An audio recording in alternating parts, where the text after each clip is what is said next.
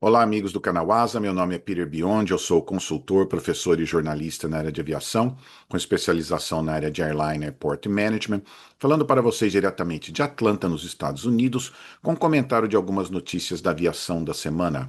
Vamos começar com um acidente que ocorreu no domingo à noite. Um avião executivo Bombardier Challenger 650 se acidentou no aeroporto de Bangor, no estado de Maine, perto do Canadá. O acidente ocorreu durante a decolagem e causou a morte de 7 pessoas. Durante o acidente, o aeroporto estava em alerta de tempestade de neve. O aeroporto tem apenas uma pista e irá permanecer fechado. Os primeiros relatos falam que o avião virou de ponta cabeça e se incendiou. Um avião da Breeze que pousou antes reportou visibilidade reduzida e neve fraca no aeroporto. A investigação, de acordo com alguns analistas, deve incluir as condições climáticas, operação de de-icing, anti-icing, dados de manutenção e outros procedimentos habituais. Eu vi um dado que esse aeroporto é muito usado para voos que vão para a Europa e costuma abastecer bastante combustível. Talvez isso tenha acontecido, mas será feitas as investigações apropriadas para descobrir o que está acontecendo. E já ligando nessa notícia, né, para quem não sabe, são milhares de voos cancelados nos Estados Unidos por causa de uma mega tempestade de neve e gelo. As últimas informações falam em mais de 11 mil voos cancelados em 2 dias. Só o aeroporto de Boston teve meio metro de neve. Um dos perigos é o que a gente chama a tempestade de gelo, né? Onde a chuva e a neve elas derretem e formam uma camada de gelo. Elas podem formar em árvores, é até muito bonito de olhar, mas quebra, os galhos das árvores caem, a fiação também, você vê todo aquele gelo acumulado no fio e quebram. E as tempestades também afetam a visibilidade em vários aeroportos, causam queda de energia elétrica em várias cidades. Então, é uma situação muito crítica que vai levar alguns dias para se normalizar.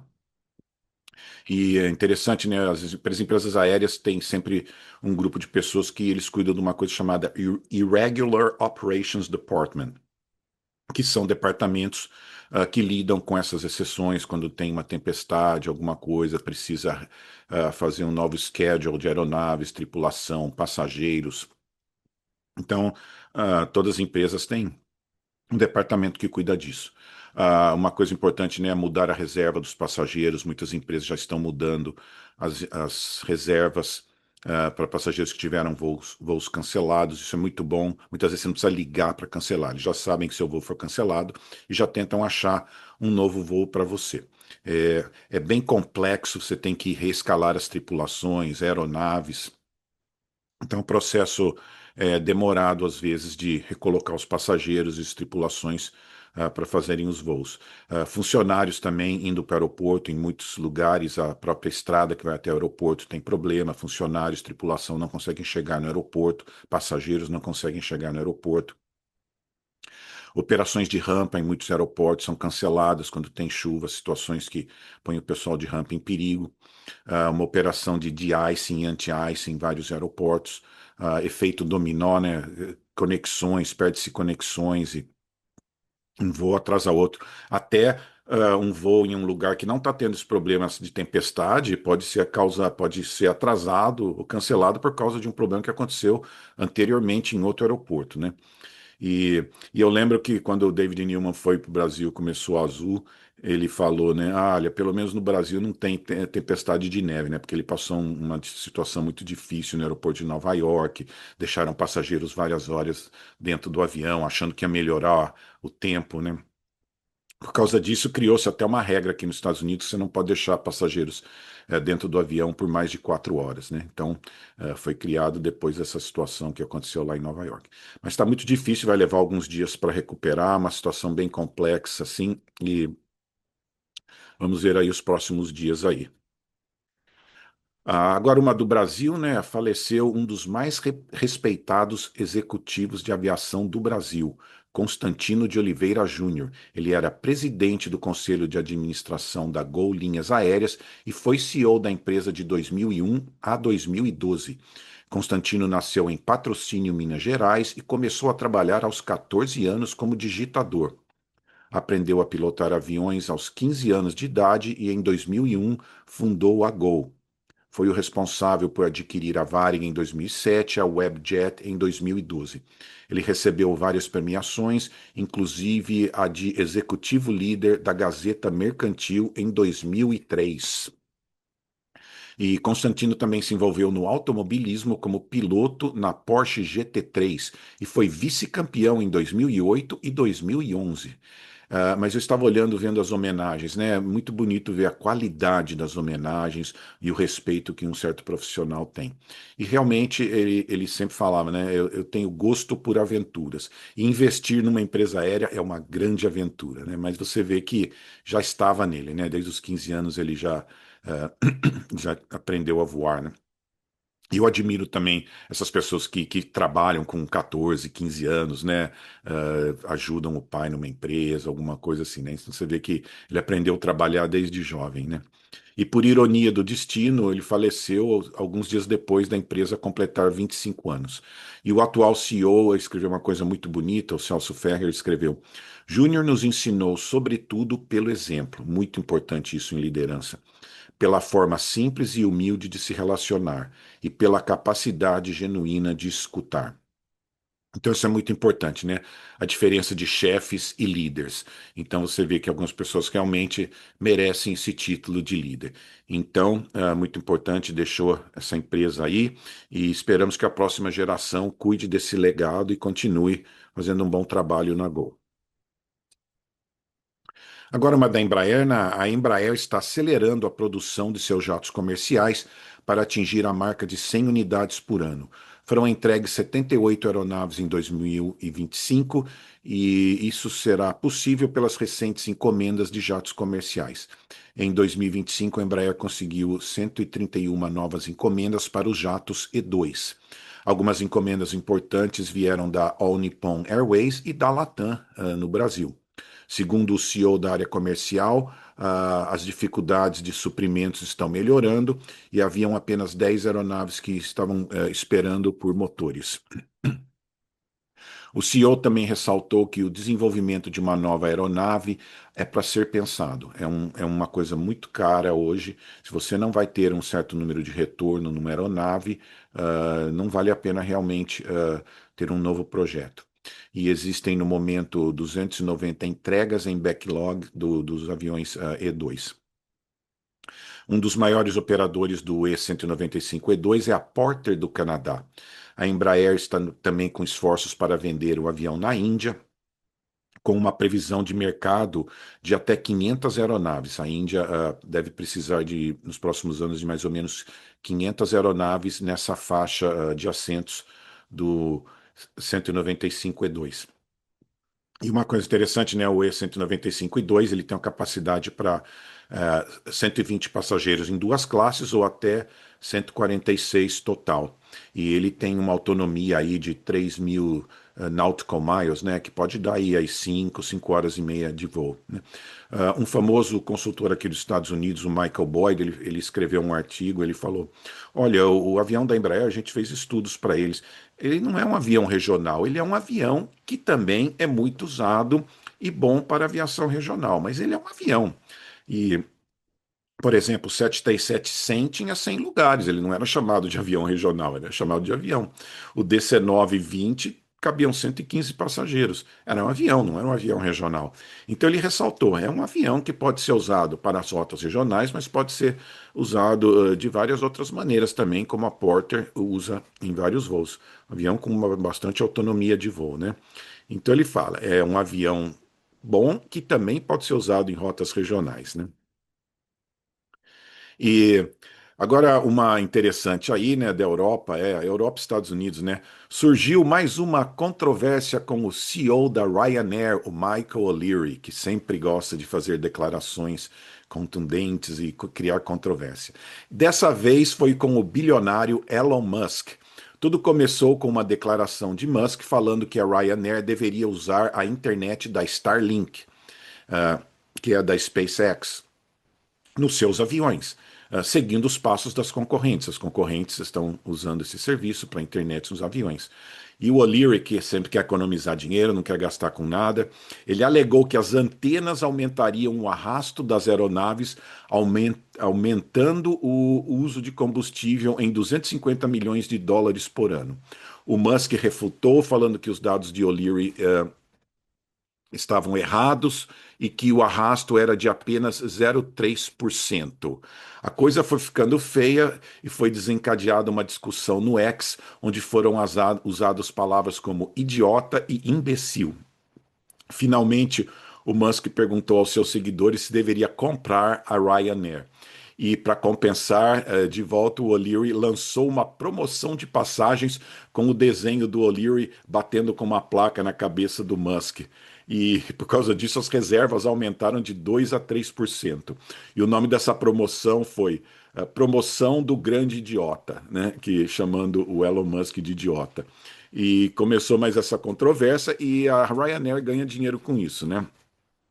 É muito interessante como ele usa essas controvérsias para fazer propaganda. E as pessoas gostam, né, de ver, mesmo que ele está falando uma coisa absurda na internet, a marca dele vai. Imagina se ele fosse pagar por propaganda de todos os lugares que colocaram essa notícia no ar, né? Então ele ganhou um dinheirão com propaganda, começando essa disputa entre o Musk e o O'Leary, né? Mas vamos ver, e ele mesmo admitiu que no futuro ele pode até pensar em colocar a internet da Starlink, ele não está descartando, você só alegou que no momento vai causar um custo adicional que não vale a pena, né? Mas vamos ver, porque as pessoas estão ficando em internet, eu falei de uma pesquisa aqui, que o pessoal em muitos voos preferem ter internet do que comida, né? Então, uma discussão aí que está essa semana aí na internet. Agora, uma interessante curtinha aqui, a gente às vezes não fala muito do espaço, né? Mas os astronautas da missão Artemis 2 da NASA entraram em quarentena para a primeira viagem tripulada à Lua desde a missão Apollo em 1972. As janelas para lançamento são fevereiro de 6 a 8 e fevereiro de 10 a 11 e tem mais duas no próximo mês. A missão levará 4 astronautas para fazer uma órbita na Lua e voltar, em preparação para missões futuras. Então, já estamos aí num passo, voltando para a Lua, né? Então, uma coisa interessante, quando eu gosto muito dessa área espacial também, e eu lembro que no Brasil, às vezes, eu assistia na televisão esses lançamentos espaciais, né? Eles mostravam ali, era legal. E eu mudei para Daytona Beach, que é 600 quilômetros, 60 quilômetros do lançamento. E eu lembro que logo que eu mudei, eu fui assistir o lançamento na televisão, tinha o canal da NASA lá, eu assistindo. Daí um dos meus roommates perguntou: o que você está fazendo? Eu falei: estou assistindo o lançamento do Space Shuttle. Eu falei: mas por que você está assistindo na televisão? Eu sempre assisti na televisão lá no Brasil. Ele falou: vem aqui fora. Eu falei: por quê? Daí ele me deixou lá, falou: não, eu não quero perder, vai lançar. Não, vem aqui fora. Assim. Eu fui, ele fechou a porta assim, fica olhando ali. Eu falei: o que aconteceu? E eu vi o Space Shuttle saindo, né? Eu não tinha me tocado, 60 quilômetros não é nada para ver o lançamento do Space Shuttle, né? Então eu tive a oportunidade de ver esse primeiro lançamento assim, né? E é uma coisa interessante, eu estudei na Embry-Riddle University, né? Quando tinha algum lançamento durante o dia, assim, todo mundo parava a aula, né? Tá, vai ter o lançamento. Daí você via todos os alunos saírem, assim, na grama, assim, esperar, acontecia o lançamento, né? Daí todo mundo voltava para a aula, né? Era um grande momento ver esses lançamentos espaciais. Durante a noite, parece que vira dia, muito bonito. Quem nunca teve a oportunidade de ver um lançamento dessas naves, né? É uma explosão, assim, que parece que fica de dia, né? E uma coisa que eu gostei uma vez, eu estava na universidade, na Embry-Riddle, e um pessoal falou: vai lá na sala de aula tal, tem um negócio legal acontecendo. Eu falei: o que é? Cheguei lá, eles estavam conversando com uma astronauta diretamente da estação espacial, dando aula ali. E ela era ex-aluna da escola. Então, muito interessante, você fala com o seu ex-aluno lá na estação espacial, né? Então foi muito gostoso que eu tive a oportunidade de conhecer várias pessoas que trabalham nessa área. Um grande amigo meu brasileiro está trabalhando na Blue Origin, né?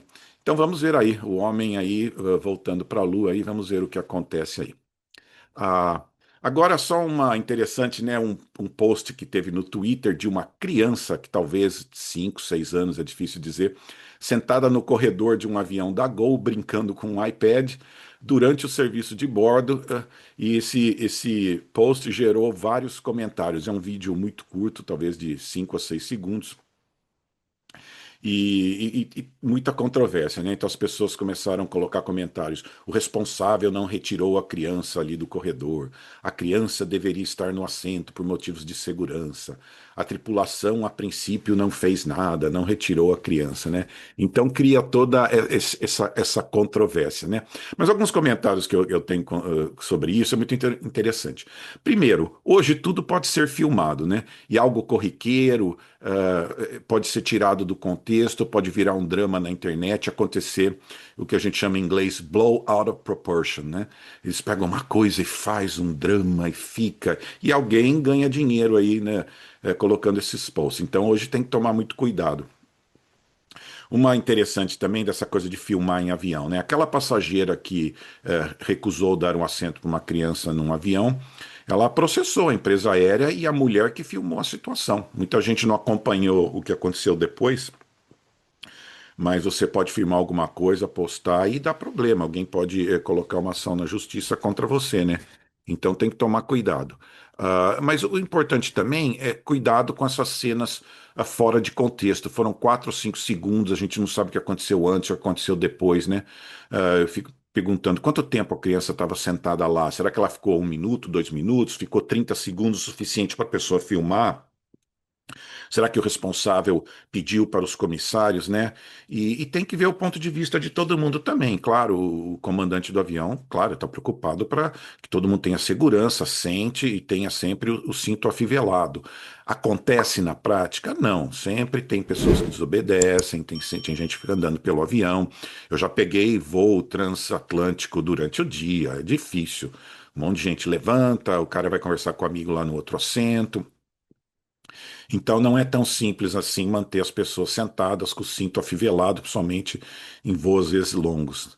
E eu também estava pensando, né, viajar com crianças, né, é muito difícil. Eu lido aqui com pessoas no aeroporto. Hoje muita gente distraído com o telefone. De vez em quando eu acho criança na escada rolante brincando, pergunto, cadê sua mãe? Cadê sua família? Daí ele aponta, a mãe está lá longe, brincando no telefone e nem descobriu que a criança sumiu. Mas teve um caso interessante uma vez que eu fui falar, a mãe falou: Ai, senhor, desculpa, minha mãe está no hospital, eu tô aqui tentando ver o que está acontecendo, tal, e a mãe estava distraída por causa dessa questão e nem percebeu a criança ir lá na escada rolante, né?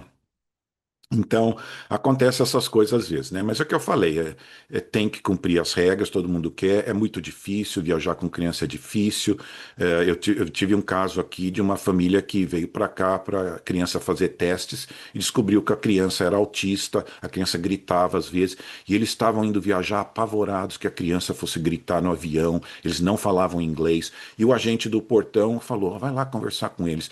Eu fui falar, eles me explicaram que descobriram que o filho era autista. Eles falaram: nossa, e se ele começa a gritar no avião? Eu falei: não, não tem problema não. E o chefe dos comissários chegou, era um brasileiro, por sinal. Eu chamei, ele veio um outro comissário brasileiro, conversaram com eles. Nossa, minha senhora, não se preocupa, a gente ajuda a senhora, a gente ajuda a cuidar da criança. Então é muito importante saber o contexto, né? E, por exemplo, a criança começa a gritar, alguém lá, "Ah, essa pessoa aí não fala para a criança parar, né? E não sabe que às vezes é uma criança autista com problema, né? Então a gente tem que tomar cuidado para não julgar muito rápido, saber mais sobre o contexto. E é claro, todo mundo quer que todo mundo sente com o cinto afivelado, né?